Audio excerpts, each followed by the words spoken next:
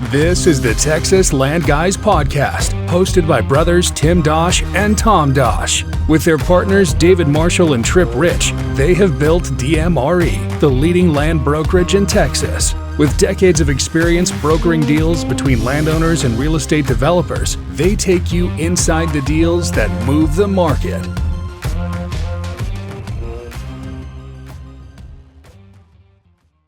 Well, welcome to the Texas Land Guys podcast. We have Josh Doyle back on the podcast with us today. Josh, welcome back. What's up, man? How you doing? Doing good. It's fun to get to reconnect. And we had you on a while back, and we were diving into the Middle East and what's going on in Iran and Israel, and really hit everything, I feel like, pretty high level. Yep. So Tim and I wanted to have you back on because you've been a good friend for a long time, and really you have a lot of interesting experience in both the for-profit and nonprofit world as an entrepreneur. Like, you've started a lot of new things.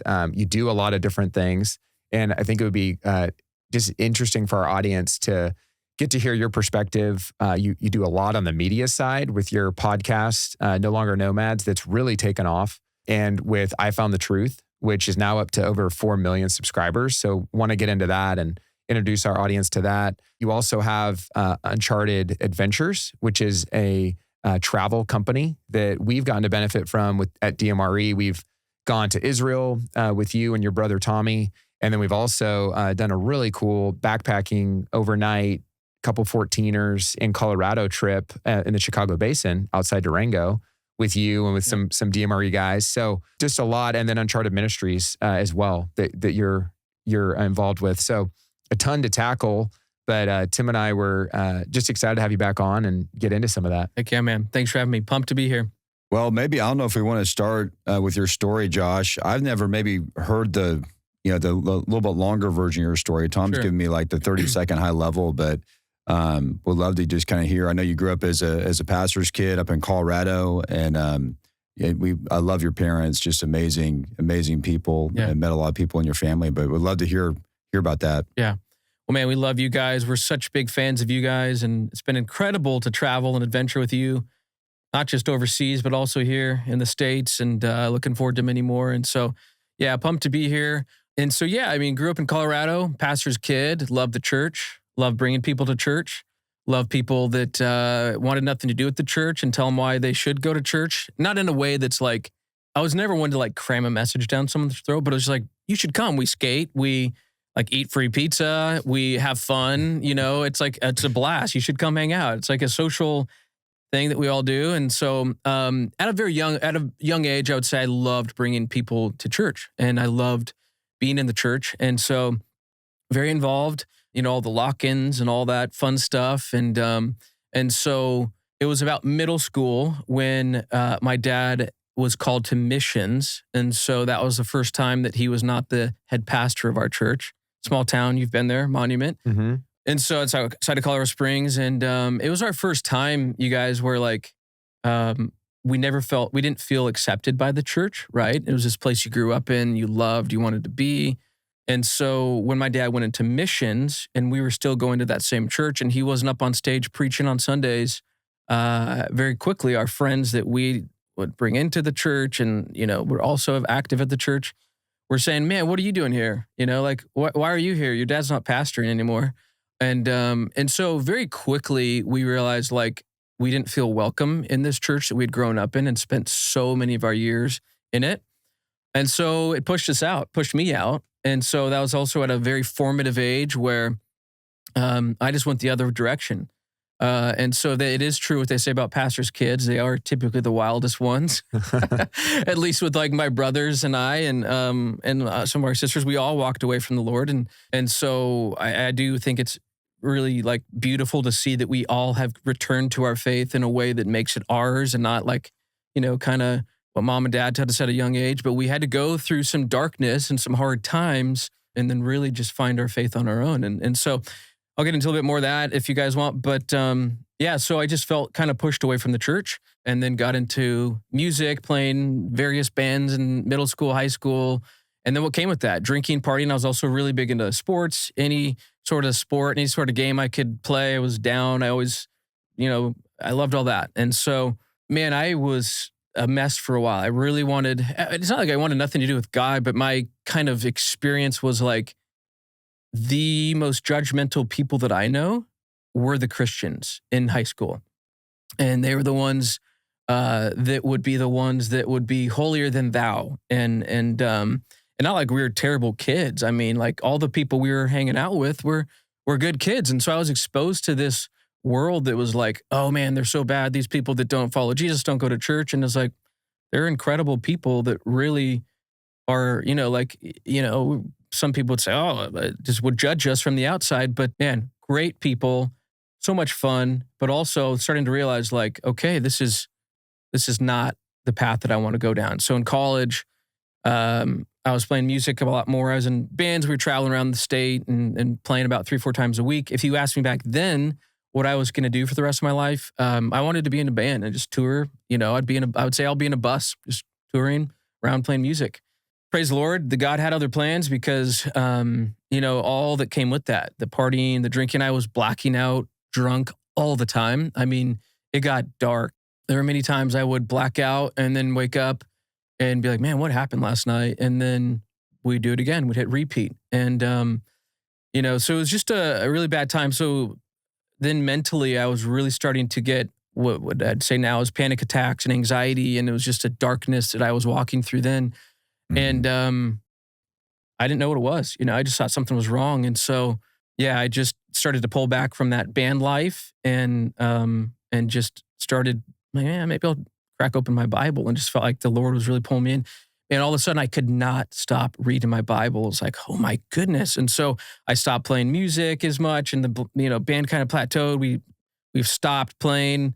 And then it was just like, I was reading these stories of these missionaries going all around the world, willing to die for their faith, and like streaming into these homes, and they would have like just one piece of scripture, and they would be like fighting over it or weeping over one page of scripture. And I'm like, dang, these people are like true about their faith. And I wanted to meet them. I wanted to go and do that same thing. And so, yeah, it was a fun time. I was so thankful the Lord called me from that band life, because it was not a good life. So then I started traveling and just felt a pull to go into missions. And so I started traveling. It's probably was pretty amazing, how God redeems everything in our life. Totally. There's these times we look back on and, maybe we're a little bit embarrassed or ashamed of, the person we were at different phases, or the way we acted or what we did, but it's cool how God redeems everything, and Absolutely. How if you hadn't gone through that, maybe the kind of person you would have been, and because you went through that and got to experience a lot of different kind of people, and see that there are great things about people, that maybe aren't even walking the way we want to see people walk. But then there's also this darkness that people are in, the darkness that you got into and you experienced, and you felt the power of that, and how that was hard to get away from. And so now you can just see that in your heart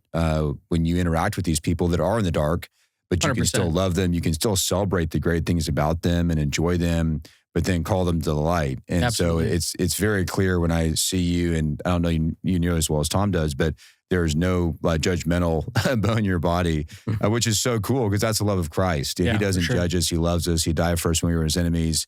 And it's sad that so often, the stereotype of the church is being judgmental, and sort of being separated but not loving people is true. It's a stereotype for a reason. That's super sad. Yeah. So I think it's cool to hear your story and see how much God has redeemed that and used that. Yeah. Well, thank you, man. And I know if I didn't go through that journey, I probably, we were doing mission stuff in Africa, and there were people smoking cigarettes and drinking and all that. And I probably would have been much more judgmental and had a guard up. But man, I didn't mind any of that, and I had been around that for many years. And to me, it was just kind of, like you said, Tim, it was just kind of natural, something I went through, and maybe would have been a little bit more, judgmental if I didn't. So God uses all that pain, and he redeems it. I met your parents. Well, and for you to focus on what's actually essential, because I think we get these things that are kind of taboo in the church. Sure. Like, don't do this, don't do that. And I think of the Pharisee, the story Jesus told about the Pharisee and the tax collector, and he's like, thank you, God, I'm not like that guy. Yeah. And it's like the essential thing is our heart is right with the Lord, and that we're seeking him and we're experiencing his love. Yeah. But we make all these other things essential that aren't essential. Yeah. And so that got all stripped away, for you, and which is awesome. Yeah. 100%. What was that like for your parents, just being your dad being a pastor, then going to missions? And then I know you're one of 6, right? And so big family, and you all did walk away from the Lord for a time, which you mentioned. I met your parents first, and by the time I met them, you were doing ministry stuff. So you were already at this stage of life, but they've referenced a lot of times just lots of prayer, lots of people praying for you guys. Rough. But when you were out, touring and, playing 3-4 times a week and blacking out and all that, like, did they kind of know what was going on? And, I think they knew. They weren't dumb, but also it was kind of like what can we do? Yeah. Because my brothers were they went much harder in the paint with the drugs and all that, and the harder drugs. And I at least was like younger and maybe I won't do the harder stuff. Some of it, not all that. And so sadly, they had cops knocking on the door all the time, and Tommy was doing this, and the cop, my parents knew the officers' first names. They were on first name basis, and my parents it's sad. I'm laughing at it now, but like, sadly at that time, they were having conversations with people in ministry. Like, do we completely leave? Like, what do we do? We're total failures. All of our, and this is their words. And truly they are not. They're incredible parents who you guys know them are. They are truly that way on the inside. Wonderful parents, wonderful upbringing. They did nothing wrong. We just totally chose this path. And a lot of it could come from church hurt, whatever you want to call it. But man, they were devastated. And so, my mom, she'd stay up for hours and hours and hours praying, like hopefully they come home and they're not totally drunk and all that. It was a dark time for sure. There's so much hope in that, just that your parents like stayed faithful, kept praying. And in the middle of that, you would never think that y'all would come back. Like you would never, you would never think that. And then a lot of you work in ministry together too. Yeah, and a lot of our buddies didn't come back, right? And so it's sad. A lot of people that we were hanging out with are still kind of doing some of that same stuff. And you're like, man, praise the Lord that I was plucked out of that. Yeah. Well, it's amazing because the impact your family's had, your parents in the Middle East, it is unbelievable. I don't even know how to measure what it is, but it's in, probably almost every country in the Middle East. It's tens of thousands of people that have been impacted, maybe more. I know your dad's written a lot of books that have done really well, but your family has done so much to love the Muslim world and to bring Christ to the Muslim world. And so I'd love to talk a little bit about that. And then one thing that we got to do with you guys, and I love this about your dad. I sort of had this idea of, videoing Muslims who become Christians and telling their story, as a way to reach other Muslims. And I think very clearly, looking back, your dad had the same idea. And 100%. your dad had been trying to figure out how to do it. But your dad is so humble, and he kind of acted like it was my idea. I was like, man, great idea, Tim. how do we do that? So we started this thing called I Found the Truth. Yep. And, Tom and I were just involved in the beginning, kind of funding it and being there for some of the early videos. Sure. But maybe talk about that and just how successful that's been. And you guys have now been doing that for, I don't know if it's been 8 years or maybe it's been longer than that. Yeah. Yeah, man. So you guys truly helped launch, had that early vision. And so, my dad we were with E3 Partners and I Am Second. And I Am Second, for those that don't know, they were doing these testimonies of people that have real, raw stories. And so my dad was kind of saying, hey, we should do this with former Muslims. He was seeing, and we were seeing Muslims from all around the Middle East having crazy dreams and visions of Jesus. He's like, hey, we should do this. And they kind of were like, yeah, maybe not, kicking the can down the road, and also maybe some security risks there. And, and they have an amazing brand they were building too, and they're still building, and it's incredible ministry. And so when we started our own ministry in 2017, that was one of the things we wanted to do was do these Muslim videos. And it was like perfect timing to just kick this off. And so we filmed season 1. You guys came down there when we filmed season 1. And so I was tasked to just kind of, maybe come up with a name, some ideas, and just kind of run this thing. And so this was a vision. You guys had dreamt it up, before I came on. It was a vision my dad had, was wanting to do for a bit. And so it was very exciting. I was like, I didn't have any background in media. And I still don't really know what I'm doing. just kind of backs You're my doing win pretty to good. it. Oh, thank you, man. I mean, just kind of backed my win to it, honestly. And so we filmed season 1, and so it was 5 different former Muslims, and we put that all out there. We put them all out at once. I don't know if you guys remember this. Yeah. And they were much shorter, but we had so many people that watched them, and we're like, okay, well, what's next? And I was like, dang, that was like a pretty expensive shoot. Yeah. It was. And we got the guy that had been doing the Red Bull. Was it Red Bull commercials or something? Or we got a really good guy to shoot awesome. the first one. Yeah, he's awesome. And we've done a few with him since. He's phenomenal. And so we learned, maybe don't release the whole season at once, because people would they watch the whole thing and then what next? Like, dang, we got to find the, more former Muslims. We got to find the place to record all that. So anyways, it's been incredible to see I Found the Truth kind of move. So real quick, the background on I Found the Truth, we were seeing many Muslims coming to faith in Christ. And a phrase that I kept hearing over and over was, I was looking for the truth, or I found the truth. And so it was one of the names where I was kind of running around my head for a little bit. And then I was looking at a video one day online, and it was a former Muslim that had just given his life to Jesus. And the first comment was, I am so-and-so from this place, and I found the truth. I thought, man, we got to do that. So we titled it I Found the Truth, and it felt clunky at first, like a sentence, anyway. So it's like, named it I Found the Truth. And so the whole idea was I want it to be darker branding and darker element. So it just represented the darkness of Islam coming into the light of Jesus. And so kind of all, tried to make the sets and everything a little bit darker from these, just as a, symbolic of these Muslims that are coming from very dark backgrounds to follow the light of Jesus. So it's been incredible. The Lord's been gotten a hold of that and just sent it to Muslims around the world. That was a goal, to reach Muslims globally with it. And so, been cool to see the Lord. What would you attribute just the success of it? I mean, over 4 million subscribers. Tim and I were talking, 1 million subscribers of anything is amazing. Yeah. 4 million subscribers is incredible. And I remember when we were really early on, we met with, I remember calling different people that had, done different projects and trying to find Matt, who we found. Yep. And a big thing was you can spend a bunch of money on the shoot, but you got to get people to watch it. And even back then, it's different than now, and social media and the internet's even different now than it was then. And we always hoped and prayed that it would take off, 100%. But to have 4 million subscribers, and now it's you're releasing videos and you're getting 1 million views rapidly, quickly. So, what would you attribute that to, just the desire for this type of content? Man, I would just say that Muslims are hungry for the truth. It shows that. It shows that Muslims around the world are looking.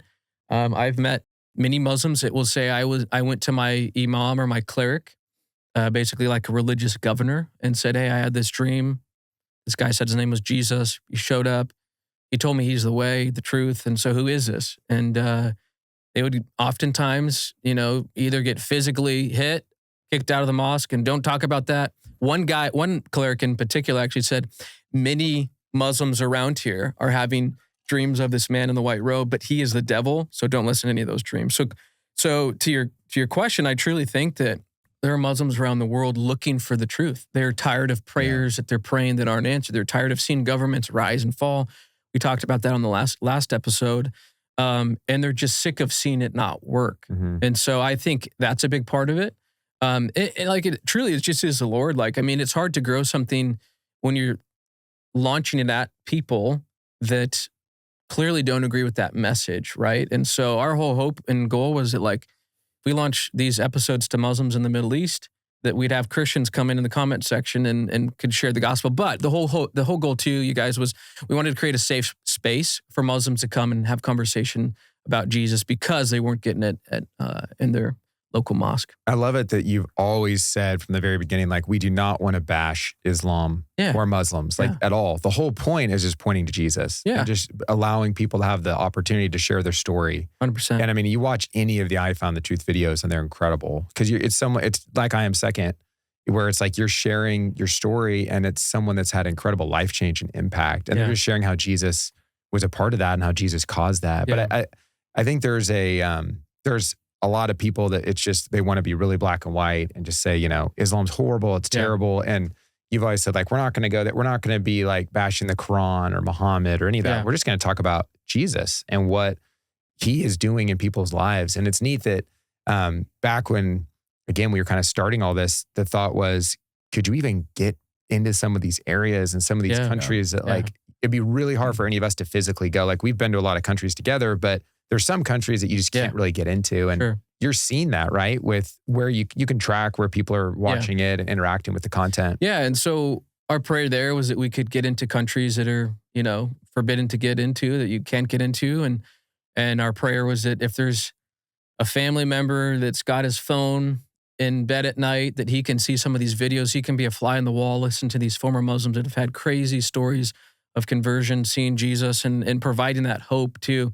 And to your point, we didn't want to cram something down their throat. We didn't want to get political either. It's easy to do that, right? Yeah, and a lot of people we have on will say, hey, I want to talk to this about what Muhammad did. And it's like, there's a time and place for that. But if somebody came knocking on your door trying to convert you, would you give them the time of day? Most people know. Yeah. Even if it's a Christian, I'm like, okay, man, I got stuff I'm doing.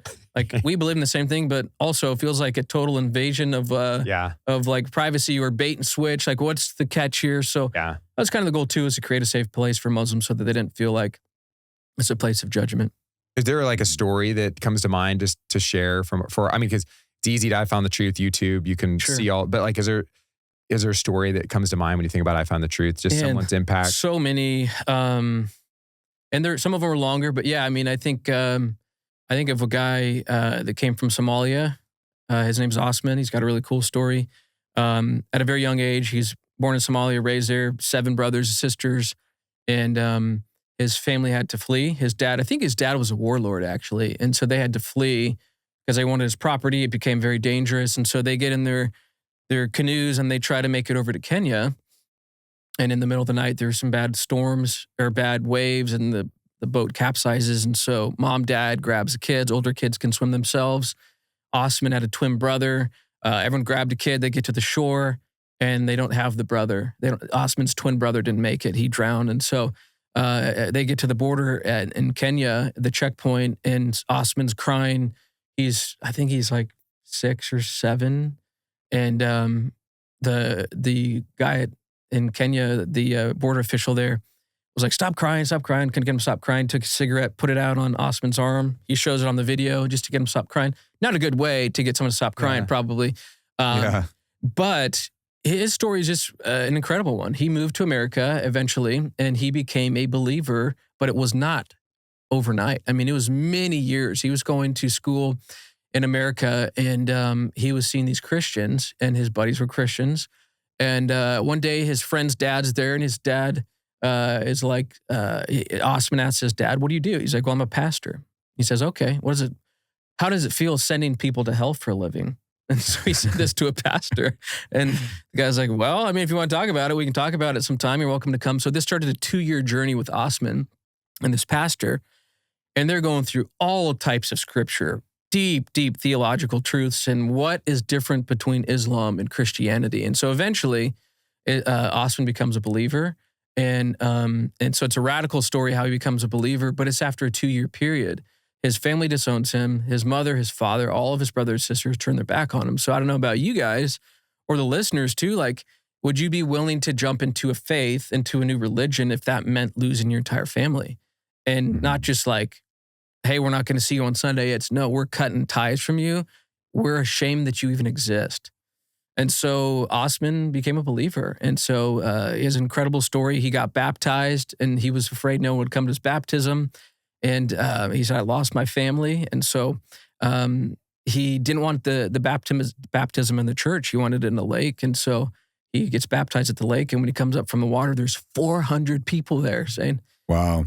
You may have lost your family, but you've gained a new one in us. Wow. And so, yeah, I mean, it's super powerful stuff. But that's the power of Jesus pulling people from isolation and from darkness. Yeah, thanks for sharing that. I mean, those stories are incredible. And it's, I remember reading a lot of your dad's books and being there at Whole Foods in Houston off Post Oak, like on the second floor, Tim. And we were talking about, with the way media is going, like if you could watch these stories, it would just blow people's minds to get to understand like what's going on. And so you stepping into that and making it reality and happen has been awesome. And that was around the time that you were coming out of like running an absolute marathon of mission trips. Yeah. So I remember there was a couple of years there where when you were D3 Partners where you were overseas and it was pretty crazy. I mean, you were taking so many teams. Yeah.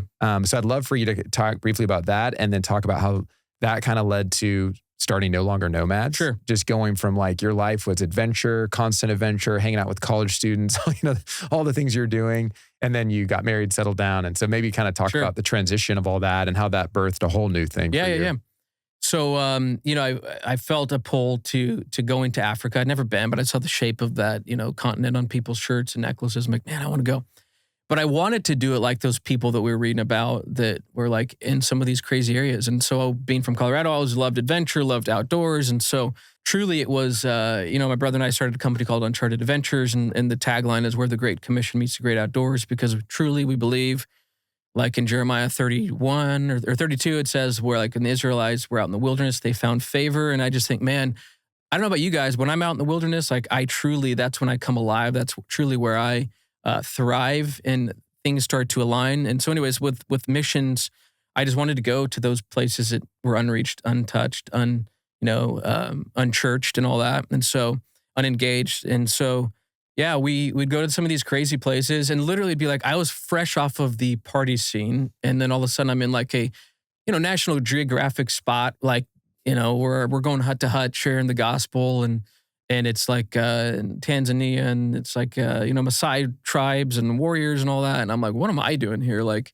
I was telling my buddies like where I'm at right now, they would not believe me. And, but man, I saw the power of God move. I saw people worshiping rocks, sticks, alligators, and dark, oppressive things. And so it's super cool to just go in and bring, the light. And so it's funny, we went into Africa once and we're at the border and, they're always like, don't share what you're doing here. And so somebody from our group said, well, yeah, we're here we're doing a mission trip. And the guy was like, are you bringing the good message or the bad message?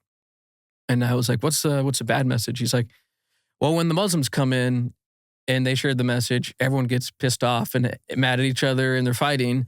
But when the Christians come in, there's peace and there's hope and people are enjoying it. I was like, man, that's if that's not a testament right there. But then it was like, we're here to bring the good message and that one. And so, but yeah, it was a fun time. I got to go to Africa, to the Middle East, probably 6 to 8 times a year. And just wanted to get out there and just really want to go to the front lines and see God move.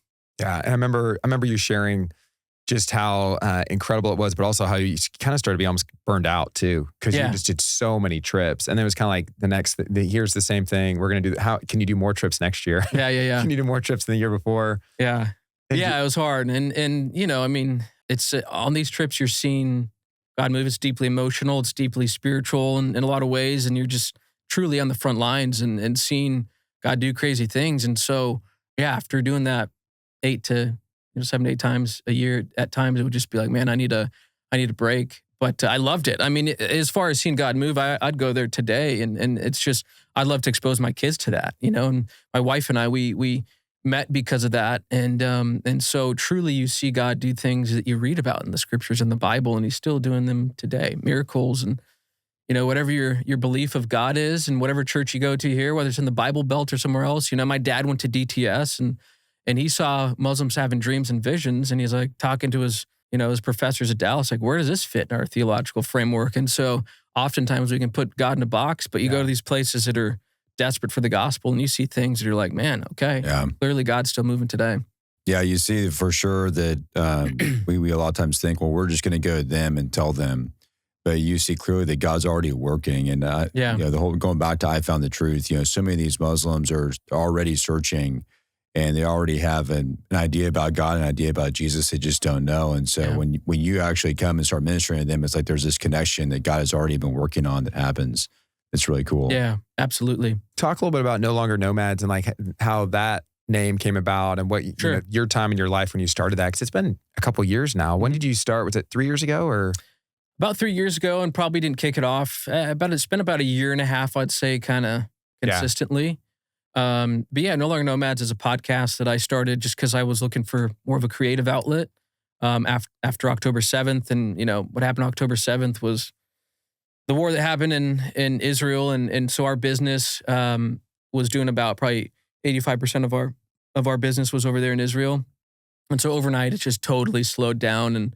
And so we were postponing trips, waiting for things to open up. And man, I was just looking for a creative outlet. And so No Longer Nomads came about. And so the reason the name and all that is just because I believe that the story of, if you read the biblical story, like it truly is God intervening and finding people in isolation and pulling them out of that.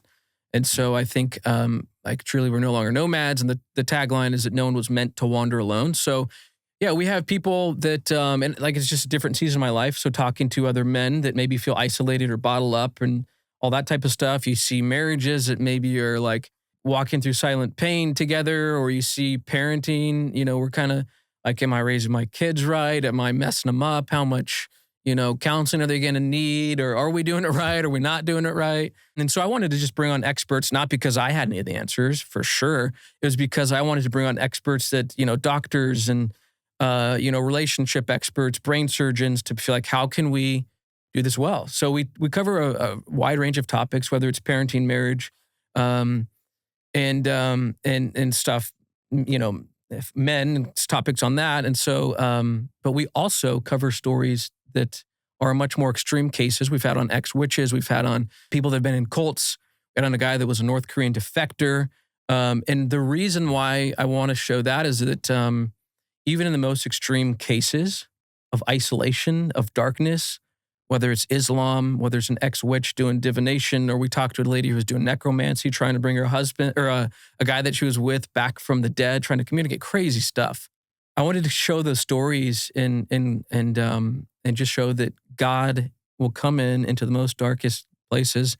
Jesus will pull us out of those, and truly, we are no longer nomads, and we're not meant to wander alone. And so, hopefully, the episodes will provide hope for people and create a community where they can meet other people. That's awesome. So I love that concept. I think that ever since you shared that with me, that you were starting that, it resonated because we were both coming off of being married pretty young, and we didn't have kids. Now I have 5, you have 3, and it's like your life completely changes. 100%. And instead of being overseas 7-8 times and like hiking Mount Sinai together, and like, what's the next thing we're gonna do? We had all these dreams about like scuba diving in the Red Sea and all these things. Got to make it happen still. We were gonna go back to Saudi and do the trail guidebook for Mount Sinai that doesn't exist. So there's all these things we've talked about doing, but then your life changes and you find yourself like, hey, I have this responsibility now. Like I'm married, I have kids. This has to be my first priority, not just the adventure. Yeah. And so, I know for both of us, like you got me into trail running. And so like trying to find the adventure here, that's a little bit more suburban, but not, not going overseas.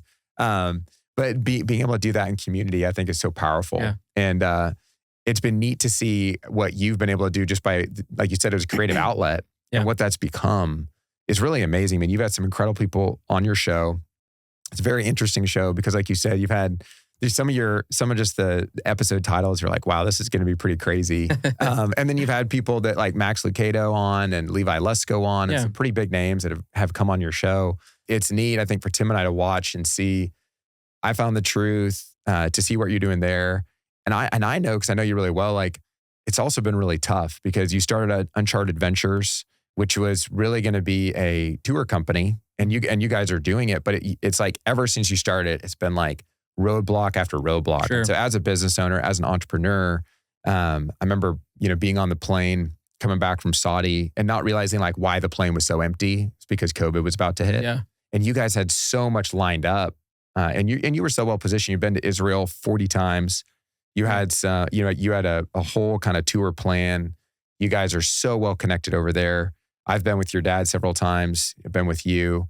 And then COVID just totally shut it down. Yeah. And then October 7th shut it down. And then now, what's going on now is making it difficult. So it's like you've had to weather so much. Top coast. What's that been like as a, like just being an entrepreneur? I know you're a visionary. You've come up with so many incredible ideas, but also just weathering like the challenges of that. Because that's really mentally, that's challenging. Like, how do you push through when I know how excited you were and how you've talked about like, we got this much lined up. Yeah. And then it's like, everything kind of got canceled or pushed out. Yeah, it's hard, man. For those trying to start a travel company before a pandemic I don't recommend it. It was brutal. It was like, but it gave us time to position, to get prepared, to get our systems in place. And then October 7th happened as we were really starting to ramp up a lot of business, which was super exciting. And it's always easy to look at the bottom line, right? And be like, man, this is what could come in. And so then to see that after October 7th, a lot of it stalled out and postpone and cancel. Again, it's just like, all right, we're just going to delay this until we can hopefully be even more positioned well and try new strategies and whatnot. And so I feel like during that time, we've been able to find new ground and do new tours. A lot of the tours to Israel, kind of your bus to site. But I think we've been able to do some really fun trips. And so I got to bring my brother into this. Tommy is who I started with. And if without him, I mean, we would not be rolling. He is phenomenal in so many areas. And so I think him and I are a little bit opposites, like he's kind of the implementer. And so we truly can pull each other in different directions. And so without him, I don't think the company would have stayed afloat. I was like, let's get this and shirts and hat or whatever. Let's like push this out. And he's like, no, let's just, we'll hang here and we'll wait for things to open up. And man, it's opened up. I mean, we're seeing the floodgates open for people wanting to go. Yeah, the stuff with Iran right now is going to stall out. Hopefully not super long, but right, this summer, this fall, we're looking at really picking back up again. The reason I say that is we're having trips fill up in about 45 minutes. Some of them are just going like this. Some small churches too. They're like, hey, we want to do a trip of 45 and they'll release it. 45 minutes, it's sold out. And then we're seeing some trips that have 150 to now they're pushing it to 200 people that are going. And so, it's incredible. We're just praying that things do slow down and there's a long window of peace so we can keep going with the business and do what we want to do. Well, Israel is such an incredible place to go to. And you said it when we talked last time. It's like once you go, you want to go back. It's like as soon as you're almost having to leave, you're like, I can't wait till I can come back. And so for people that haven't been able to go, that pent-up demand has to be incredible to go. For sure. Just because a lot of these churches and a lot of people that have probably signed up over the last 5 years, the odds are their trip got postponed or canceled just because of the timing. And so I'm really excited for you guys when there is a little bit more of an extended time of being able to go again, like it was, where you could go. And I've been several times too, and it felt really safe. And it's an incredible experience. Yeah. And just being able to go with your tour company would be a treat for people. Yeah, well, thank you. It's so fun. And truly, I mean, for those that haven't been to Israel, it is, I mean, once you go, you'll feel at peace at home there. It is our spiritual home. And, we do fun stuff there. We do like sunset boat rides, we do mountain biking in the Judean hills and all sorts of stuff. Camp out with Bedouins in the south. And we've got fun stories there we can talk about all day long too. And you've been to some of these areas for sure. So we love what we get to do. And that's the fun part, is to be able to be in country and go on some of these fun trips. Yeah, you took the DMRE team back in, I guess it was also right before COVID. It was like 2020. It was 2019, 2020, right? Yeah. Yeah, January. That was a great time trip. Or January. Yeah, January fun 2020. trip. Yeah. We went to the West Bank, right? I don't think we were able to. You went to Jericho, right? We did go to Jericho. We talked to, we did. We were going to do more, and then the U.S. had just taken out the Iranian general, and so I think it was a little bit more on lockdown. But I'll never forget going down into the Negev Desert in southern Israel and staying with Bedouins. Yeah. I've never been so cold in my life down there. It's amazing how cold it got at night. It was freezing. It's like during the day, it's like a t-shirt. And at night, it was so cold. And we stayed in their tents. Yeah. And it was like the dust and dirt and whatever else we were hitting out of like those blankets and stuff we were laying on. I mean, it's like. It was rough. It was, I remember. It's not your rented tent, Bedouin. No, it's this not your is stop like, on the side of the road. It's. Share the story about Majdaline, the lady that was down there, and it was like her mom that was like 100 years old that was still out doing the goat herding and still out walking every day. But that story is amazing. And then the guy that has invited you down to do the camel race. This kind of stuff still exists. And this isn't the tourist version. Sure. This is like real life down here, the way people are living. Yeah. So when we were hiking the Jesus Trail, we wanted to have a trip that would be fun for people. They could hike the trail. They could go stay with the Jewish family, an Arab family the next night and just have a cool experience. Go down to the West Bank. We do an eyeglass clinic. We'd give away free eye care to the Palestinian people. And it was a beautiful time. So we do that. It was super fun. And then we'd go down to the Bedouins and we camp out with the Bedouins. And so we did not have an existing strategy or anything with the Bedouin people group at this time. So the first entry point we had was we invited a bunch of sheikhs to a dinner, and we said, hey, well, sheikhs, for those that are listening, is like a religious governor. They have a lot of power. So there's 4 of them down in the Negev Desert.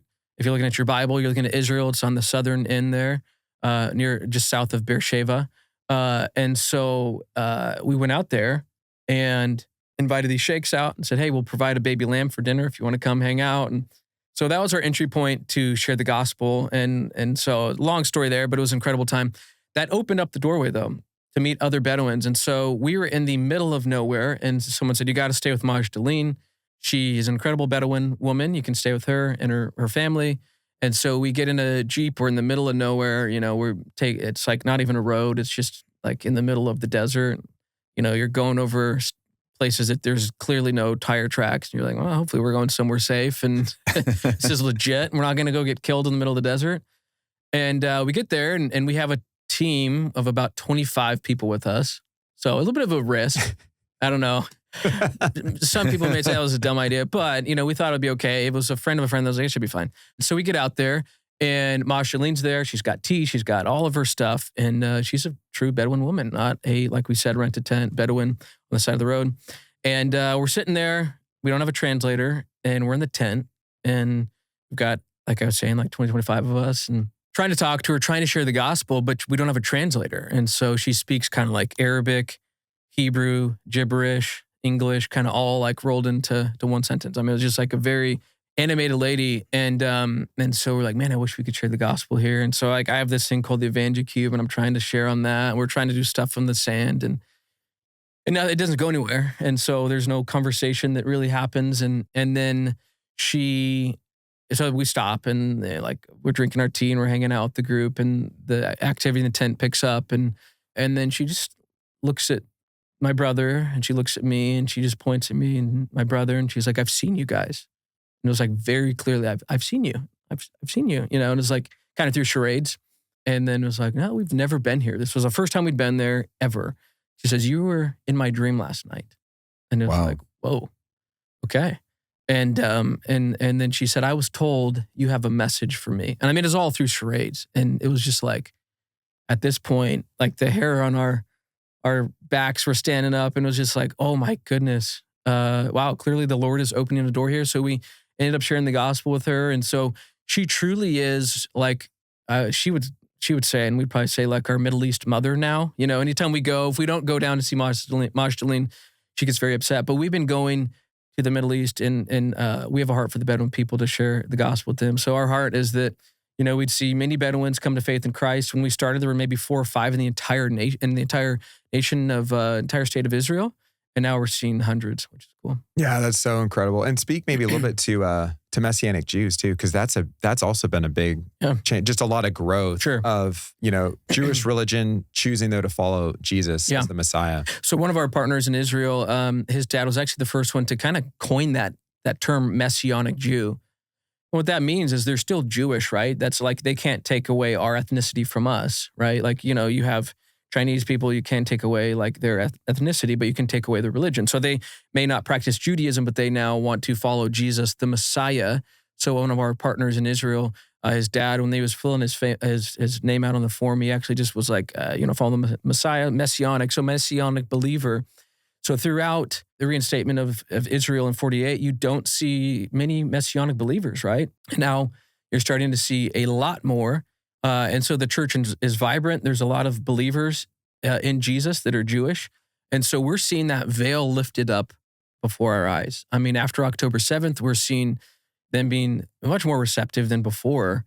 Why? You may ask, because after October 7th, they got about 1 to 2 days of sympathy. I remember we were texting and it was like, we're going to see the world turn their back on Israel. And sure enough, by the time Monday rolled around, the whole world turned their back on Israel. Yeah.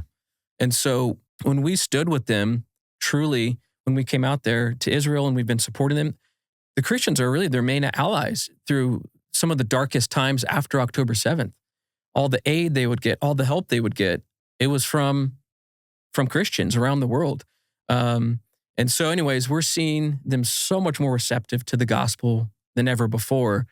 And so when we were in there after October 7th, we'd have people stop in the middle of the street, grown men stop in the middle of the street, holding up traffic, and they're coming up to us, giving us hugs, crying, and just saying, man, thank you for being here. It means the world that you are here. Everyone else has turned their back on us, but just your presence alone here is enough. Wow. Josh, I was going to ask, just as we're wrapping up, how people can connect with you. So where they can find No Longer Nomads, but then also like if there is an interest in, learning more about some of the different trips you guys are organizing, like where they can connect there. Yeah. So NoLongerNomads.co, you can find out about the show there. If you want to go on a trip, an adventure tour, you can go to UnchartedAdventures.co. And so, would love to connect with you guys there and meet you there. Yeah, and definitely check out I Found the Truth on YouTube too. Yeah, check out I Found the Truth, absolutely. So yeah, just some incredible stories. Well, thanks, Josh, again for coming on and just being willing to share your story. We're at 50 minutes again here, man. I know. That's right. It's fun. We could just the amount of times we've been overseas together and done things together, and even just the whole trail run thing that you got me into. There's so many good stories with all that. So thanks just for all you do and for your friendship. And Tim and I would love to go on a trip with you and do another DMRE trip soon. Let's do it. It'd be awesome. I want to do Sinai. That sounds like a pretty incredible trip. It was dope. It was so fun.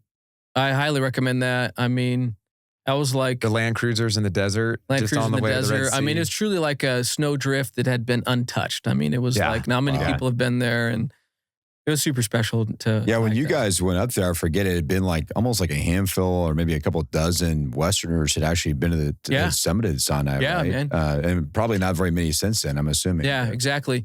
And even the people that live at the base didn't really know how to get to the top, so we kind of scrambled our way up there ourselves. And so, incredible time. Got to get you out there, man. Oh yeah, I love it. Be fun. Thanks, Josh. Thanks, Tim. Yeah, thanks Josh. guys. Thank you for listening to our podcast today. If you have questions about land you own in Texas, send us an email at texaslandguys@dmre.com and follow us on LinkedIn to stay updated.